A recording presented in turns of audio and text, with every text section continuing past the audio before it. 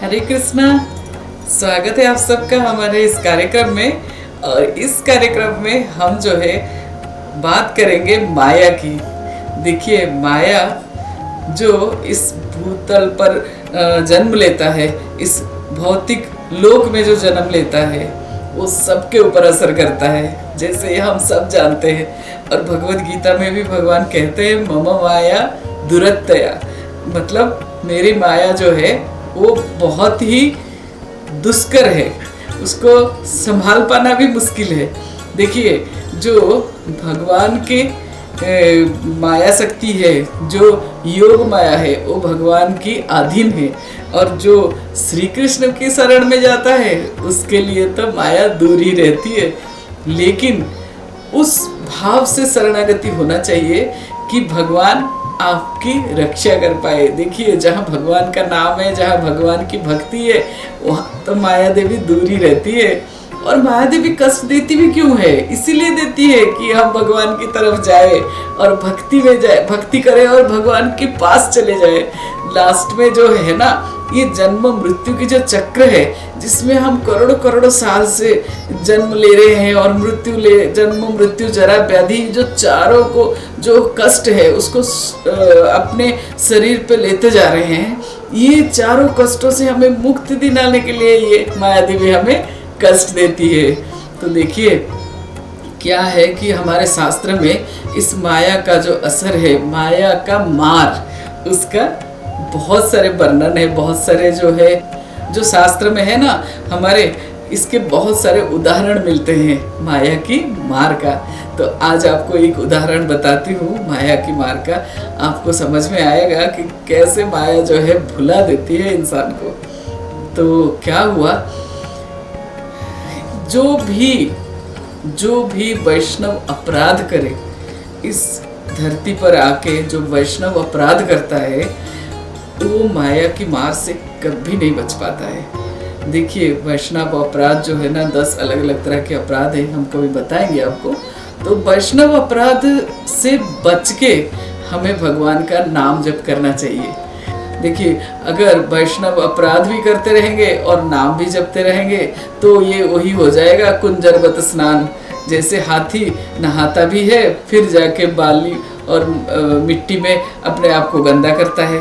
तो ऐसे ही जैसे हाथी कुंजरवत स्नान, मतलब हाथी जैसे स्नान। जो हाथी है वो नहाता भी है, बहुत अच्छे से नहाता है, और उसके बाद फिर जाके मिट्टी में अपने आप को गंदा कर देता है। तो हमारा भी वही हाल हो जाएगा। जितना हमारा कलमश, जितना हमारा पूर्व संचित मिट्टी हमारे ऊपर संस्कार का जो बना हुआ है, वो सब जितना खत्म होता जाएगा, इधर से हम नया बनाते जाएंगे, तो क्या फ़ायदा। तो कोशिश करना चाहिए कि वैष्णव अपराध से बचे और अच्छे से जाप करें हरि नाम का।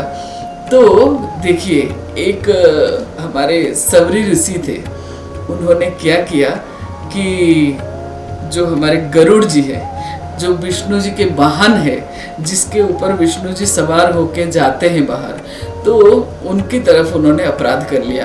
क्या करा, देखिए, गरुड़ जी का तो जो आहार है वो तो है ही मछली।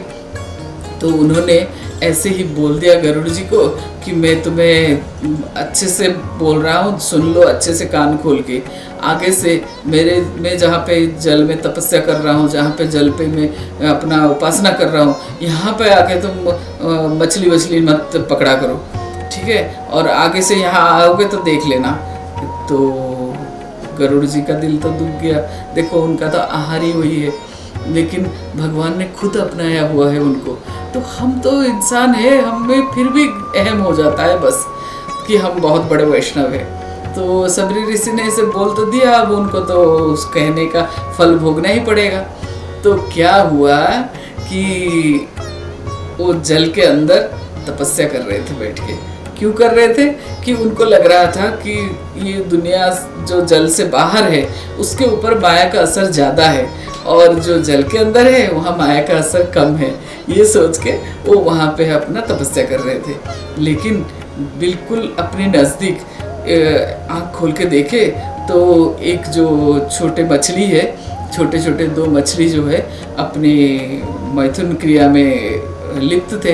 तो एकदम से जो हमारे सबरी ऋषि है उसको देख के और उनके मन में ये आया कि ये मछली इतना अगर उपभोग कर रहे हैं तो मैं तो इंसान हूँ, मैं तो इनसे बहुत ज़्यादा उपभोग कर सकता हूँ। तो इसीलिए उन्होंने क्या किया, तपस्या छोड़ दिया और अपना जितना तपस्या था उनका, जितना तपस्या करे थे वो, उसकी बल पे अपने काया को नया काया पलट करे वो, मतलब अपने आप को यंग बना दिए। वो सारे शक्ति को यूज़ करके अपने आप को यंग बना दिए और बिल्कुल यौवन रूप में आए।